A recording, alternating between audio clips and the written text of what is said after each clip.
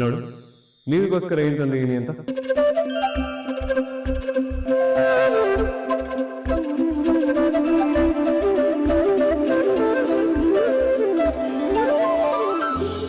ತಲೆನೋವು ಅಂದಲ್ಲ ಭೂಮಿ, ಅದಕ್ಕೆ ಬಳೆ ತಂದಿದ್ದೀನಿ. ಎಕ್ಸ್ಕ್ಯೂಸ್ ಮೀ, ತಲೆನೋವು ಇದ್ರೆ ಮಾತ್ರೆ ತಗೊಂಬರ್ಬೇಕು, ಅದೇನ್ ಬಳೆ ತಂದಿರೋದು? ನೀನು ಆದಷ್ಟು ಬೇಗ ಮದುವೆ ಆಗು, ನಿನಗೆಲ್ಲ ಗೊತ್ತಾಗುತ್ತೆ. ಗಂಡ ಹೆಂಡತಿ ಮಧ್ಯೆ ಇರೋ ಹಿಸ್ಟ್ರಿ ಕೆಮಿಸ್ಟ್ರಿ ಬಗ್ಗೆ ನಿನಗೇನು ಗೊತ್ತು? ಹೇಳಪ್ಪ, ಆ ಜನ್ಮ ಬ್ರಹ್ಮಚಾರಿ ನಾನು ಇಂಥವನ್ನೆಲ್ಲ ತಿಳ್ಕೊತೀನಿ. ಹೇಳು. ಪಂಚೇಂದ್ರಿಯಗಳು ಖುಷಿಯಾಗ್ಲಿ ಅಂತ ಜಂಟಿ ಕಪಲ್ ಪಂಚಾಂಗದಲ್ಲಿ ಈ ಫಾರ್ಮುಲಾ ಇದೆ. ನಾನು ಹೇಳ್ತೀನಿ, ಎಲ್ಲರೂ ಕಿವಿ ಓಪನ್ ಮಾಡ್ಕೊಂಡು ಕೇಳಿಸ್ಕೊಳ್ಳಿ. ಮಾತಾಡ್ದೇನೆ ಒಬ್ರು ಮನ್ಸನ್ನ ಒಬ್ರು ಅರ್ಥ ಮಾಡ್ಕೊಂಡ್ರೆ ಅದು ರೇಡಿಯಾಲಜಿ. ಮನಸ್ಸಿನ ನೋವು ಅದರಿಂದ ಕಡಿಮೆ ಆಗುತ್ತೆ. ನೋಡಿ ವಿಚಾರನ ಅರ್ಥ ಮಾಡ್ಕೊಂಡ್ರೆ ಅದು ಟಿವಿಯಾಲಜಿ. ಅದು ಹೃದಯ ನೋವನ್ನ ಸರಿ ಮಾಡುತ್ತೆ. ರಾತ್ರಿ ತಡವಾಗಿ ಮನೆಗೆ ಬರೋ ಗಂಡ ಹೆಂಡತಿಗೋಸ್ಕರ ಮಂಗಳೂರು ಮಲ್ಲಿಗೆ ಮೈಸೂರು ಪಾಕ್ ತರ್ತಾನೆ. ಆ ವಾಸನೆನ ಹೀರಿನೇ ಹೆಂಡತಿ ಕ್ಷಮಿಸ್ಬಿಡ್ತಾಳೆ.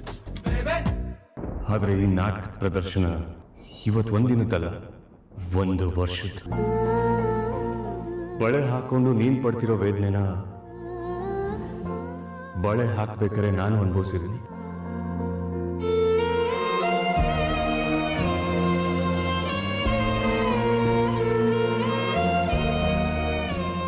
ನನಗೋಸ್ಕರ, ನನ್ನ ಸಂತೋಷಕ್ಕೋಸ್ಕರ, ನನ್ನ ಜೀವನಕ್ಕೋಸ್ಕರ ನೀನ್ ತ್ಯಾಗ ಮಾಡ್ತಿದ್ಯಾ. ಹಾಗಂತ ಉಡುಗೊರೆ ಕೊಟ್ಟು ಬಣ್ಣದ ಮಾತುಗಳನ್ನಾಡಿ ಬ್ಲ್ಯಾಕ್ ಮೇಲ್ ಮಾಡಿ ನಿನ್ನ ಇಲ್ಲಿರಿಸ್ಕೊಂಡಿದ್ದೀನಿ ಅನ್ನೋ ನೋವು ನನಗೂ ಇದೆ. ಆದ್ರೆ ನಿಮ್ಮೊಬ್ರು ಸ್ವಾರ್ಥನೇ ಇಲ್ವಲ್ಲ ಇಲ್ಲಿ?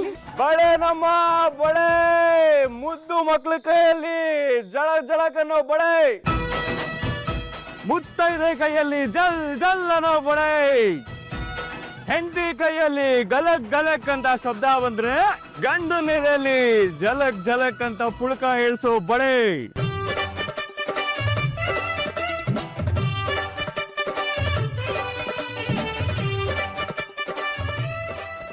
ಇದೇನಪ್ಪ ಇದು? ಯಾರಿಗೂ ನಾನು ಧ್ವನಿಯೇ ಕೇಳಿಸ್ತಿಲ್ವಾ? ಅಥವಾ ನಾನು ಕರ್ದಿದ್ ರೀತಿ ತುಂಬಾ ಹಳೇದಾಯ್ತಾ? ಕ್ಯಾರೆಕ್ಟರ್ ಸರಿಗಿಲ್ಲ ಇವ್ರದ್ದು.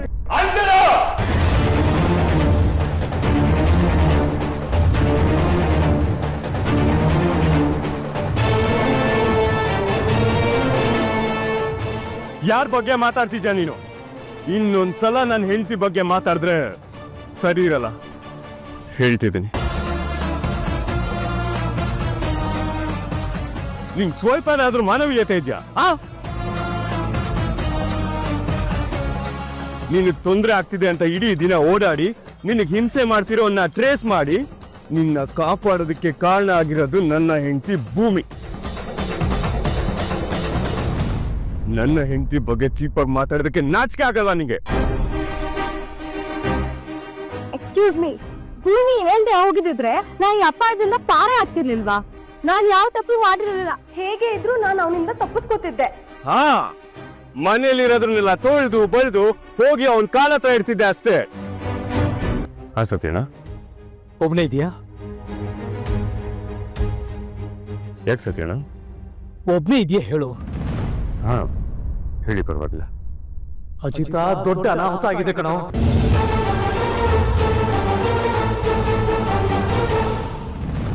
ಏನು? ಭೂಮಿ ಅರೆಸ್ಟ್ ಆಗಿದ್ದಾನೆ.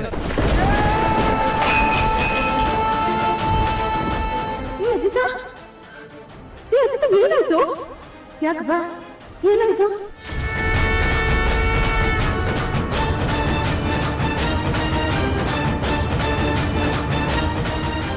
ಹೇಳು. ಯಾಕೋ ಗಾಬರಿ ಆಗಿದ್ಯಾ? ಏನಾಯ್ತು ಹೇಳು.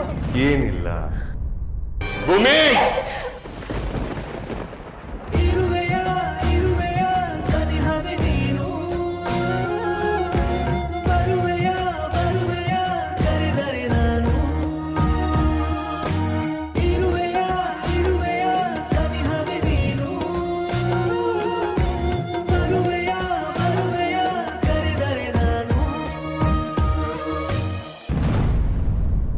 ಇನ್ವೆಸ್ಟಿಗೇಷನ್ ಆಗ್ಬೇಕಾದ್ರೆ ಈ ರೀತಿಯಲ್ಲಿ ಆಗುತ್ತೆ, ನಿಮಗೂ ಗೊತ್ತಿದೆ ಸರ್. ಅನ್ನಂಗೆ ಈ ಹುಡುಗಿ ಮಿಸ್ಟರ್ ಅಜಿತ್ ನಾರಾಯಣ್.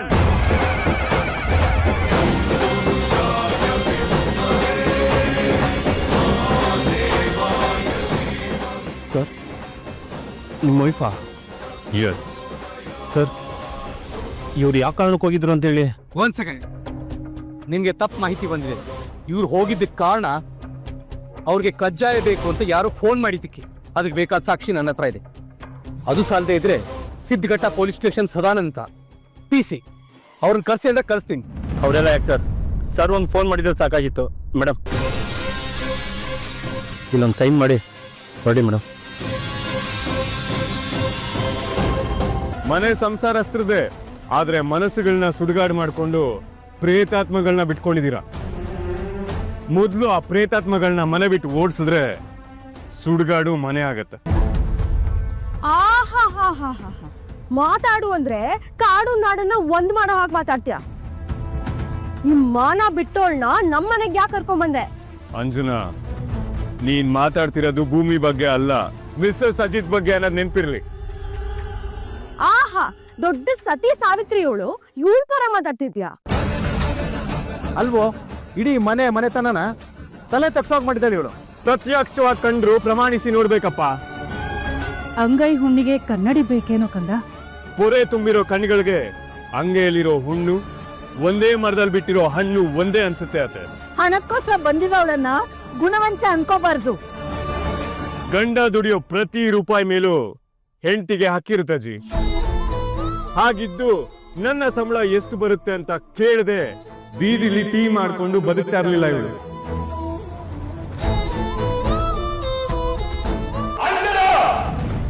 ಇನ್ನೊಂದು ಮಾತು ನನ್ನ ಹೆಂಡತಿ ಬಗ್ಗೆ ಮಾತಾಡಿದ್ರೆ ನಾನು ಏನ್ ಮಾಡ್ತೀನೋ ನನಗೆ ಗೊತ್ತಿಲ್ಲ.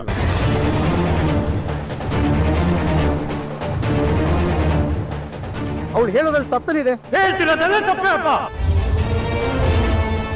ನನ್ನ ಹೆಂಡತಿ ಬಗ್ಗೆ ಯಾರೇ ಚೀಪಾಗಿ ಮಾತಾಡಿದ್ರು ನಾನು ಸುಮ್ಮನಿರಲ್ಲ. ಅದು ಅಂಜನ ಆದ್ರೂ ಸರಿ, ಜನ್ಮ ಕೊಟ್ಟವರೇ ಆದ್ರೂ ಸರಿ.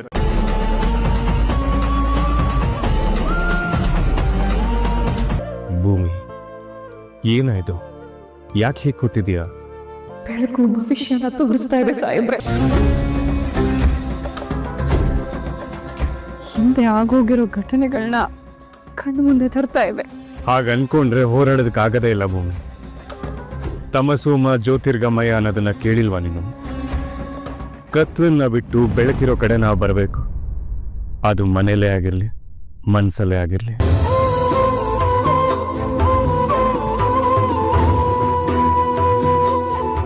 ಆದ್ರೆ ಈ ಬೆಳಕು ಬೆಳಕಲ್ಲ.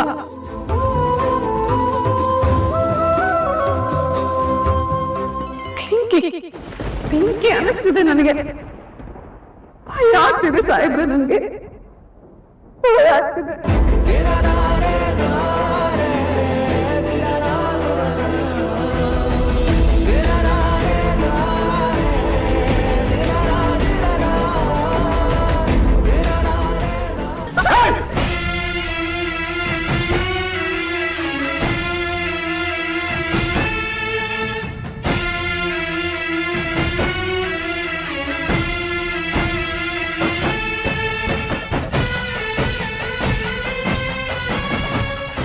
ಇಂಥ ಹೆಸರಿಟ್ಕೊಂಡೆ ಸಾಯ್ಬೇಕು ಅಂತಿದ್ಯಾ?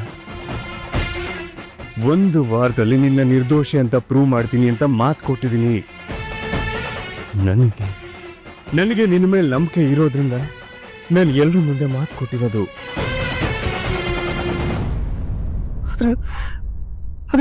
ಆದ್ರೆ ನಿನಗೆ ನನ್ನ ಮೇಲೆ ನಂಬಿಕೆ ಇಲ್ವಾ?